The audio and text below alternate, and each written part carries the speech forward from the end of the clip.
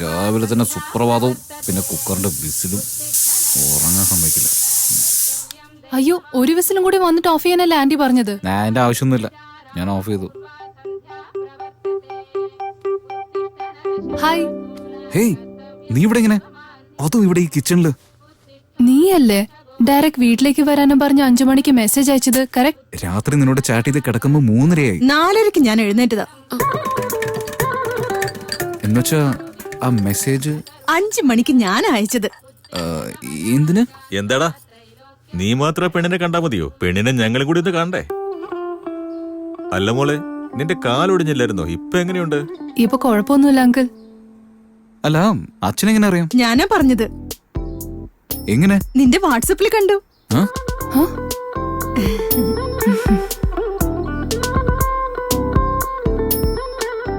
Accident എങ്ങനെയാ മോളെ നടന്നത്?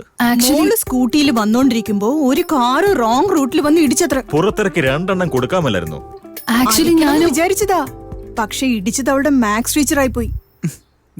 മോള് മാത്സിൽ ഇത്തിരി വീക്കല്ലേ, പ്രോബ്ലം ആയി പോവില്ലേ? നീ മാത്സിൽ വീക്കാണോ? അവൻ മാത്സിൽ പുലിയാ. 100-ല് 100 മാർക്ക്. പറയണം പുലി, ഇതുപോലെയുള്ള കാര്യങ്ങളൊക്കെ നമ്മൾ പറയണം.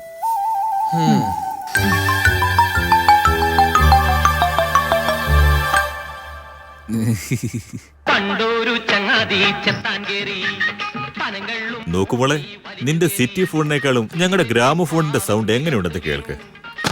വീണ്ടും തുടങ്ങിയോ നിങ്ങളുടെ പഴയ പാട്ടിന്റെ പുരാണത്തെ കുറിച്ച്? ആദ്യം ഭക്ഷണം കഴിക്കേ. ആദ്യം നീ പോയി ടാബ്ലറ്റ് കഴിക്കേ. 9 മണിക്കുള്ളിൽ നീ ടാബ്ലറ്റ് കഴിച്ച് ടിഫൻ കഴിച്ചില്ലെങ്കിൽ നിനക്ക് ദേഷ്യവും വരും, എന്റെ ബിപിയും കൂടും. വലിയ ടേബിൾ വാങ്ങാൻ പറഞ്ഞിട്ട് ചെയ്തില്ല. ഞാൻ എവിടെ ഇരിക്കാനാ? മടി കയറിയിരിക്കണം. എന്തിനാ വലിയ ടേബിള്? ആകെയുള്ളത് 3 പേരാ. പുതിയതും കൂടി അകത്തേക്ക് വന്നാ നമ്മുടെയൊക്കെ ഉള്ളില് ഒരു ഗ്യാപ്പ് വരും.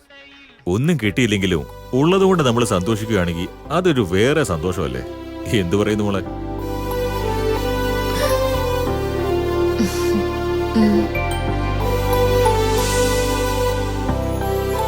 മഹാലക്ഷ്മിയെ പോലെ ഐശ്വര്യമുള്ള മുഖം. ഞാൻ വിചാരിച്ചത്ര സ്പീഡില്ല. സ്പീഡോ? പിന്നെ ചോദിക്കാതെ ഫോൺ നമ്പർ കൊടുത്ത സ്പീഡാന്ന് കരുതില്ലേ? നിങ്ങള് വാട്സപ്പ് മുഴുവനും വായിച്ചു എന്ന് തോന്നുന്നു. ഇത് വാട്സപ്പിൽ കണ്ടതല്ലേ മോളെ, അവനാ പറഞ്ഞത്.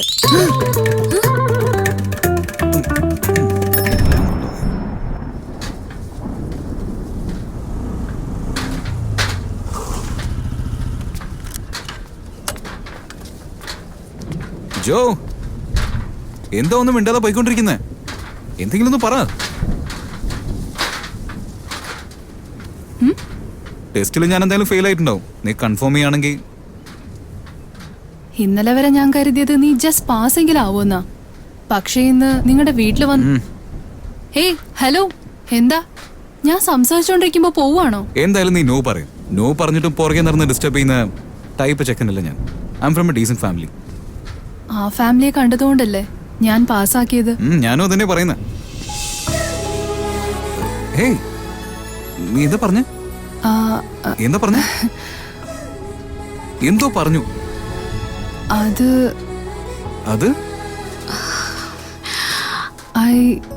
ഐ ലവ്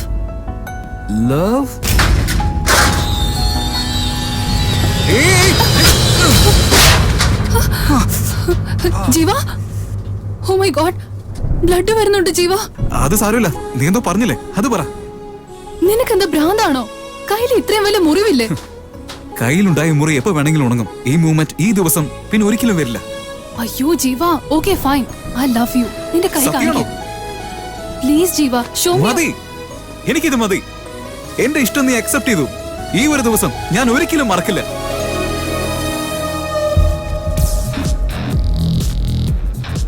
ഈ ദിവസം എന്റെ ജീവിതത്തിൽ നിന്ന് മറക്കാൻ ശ്രമിക്കാം. മറക്കുക എന്നൊക്കെ പറഞ്ഞാൽ അത് ആണുങ്ങൾക്ക് പറഞ്ഞിട്ടുള്ളതല്ല സാറേ. Hi sir, introducing my self, Raghavendra Rao, Dasari Raghavendra Rao MA. ഈ ബാറിലെ ഫുൾ ടൈം കസ്റ്റമറും പാർട്ട് ടൈം വെയിറ്ററും.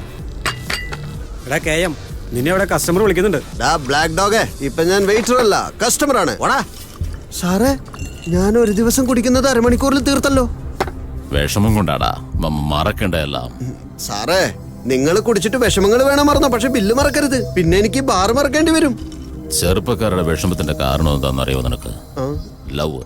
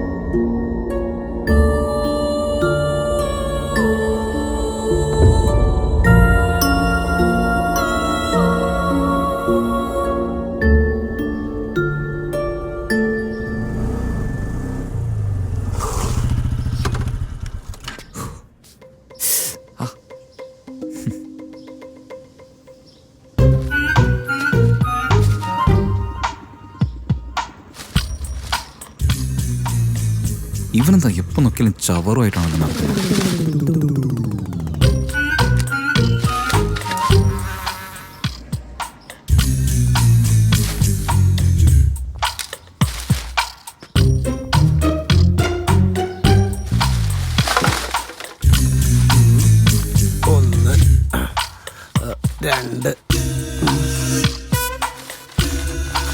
എന്താ ചെയ്യുന്ന ഇല്ല, സ്വർണ്ണ? പാൽക്കുളങ്ങര സത്യം.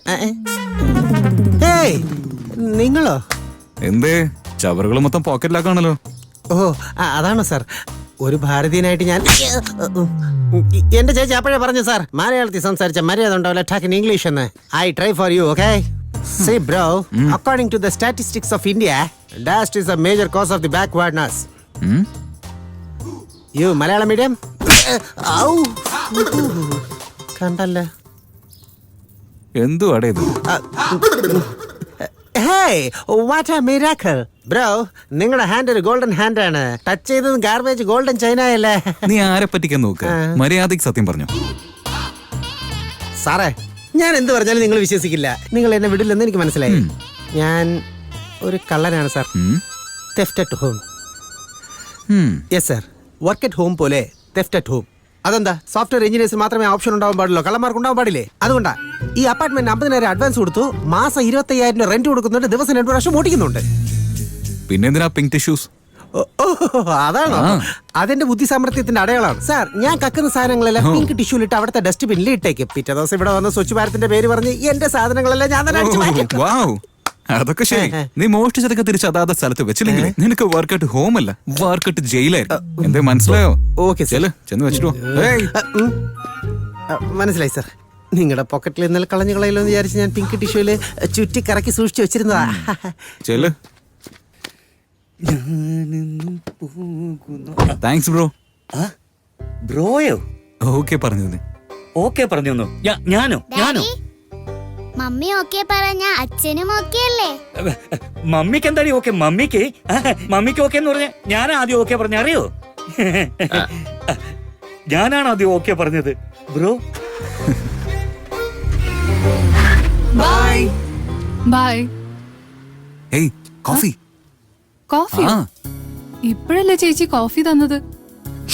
നീ തന്നില്ലല്ലോ. കോഫി വേണമെന്ന് പറഞ്ഞു, ഇപ്പൊ തന്നെ 4 കോഫിയായി. ഇന്ന് എന്തായാലും മതി ജീവ, നീ വീട്ടിലേക്ക് പോ. ജീവ, ഞാൻ പോയിക്കോളാം, ആദ്യം നീ കണ്ണടക്കി. അയ്യോ, ഞാൻ തന്നെ വിശ്വസിക്കില്ല.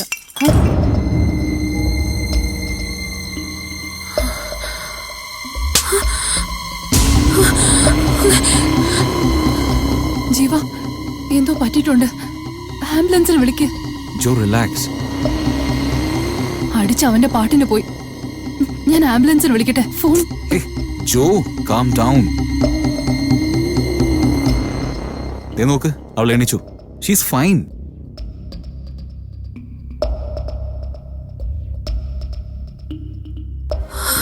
Thank God. He's a psycho. ഇന്നിങ്ങനെ തല്ലുന്നവൻ നാളെ അവളെ ഉറപ്പായും കൊല്ലും. പോലീസ് കംപ്ലൈന്റ് ചെയ്യാൻ ജീവ. ജോ ഇതൊരു ഹസ്ബൻഡ് ആൻഡ് വൈഫിന്റെ ഇഷ്യൂ ആണ്. ഭയങ്കര സെൻസിറ്റീവ്.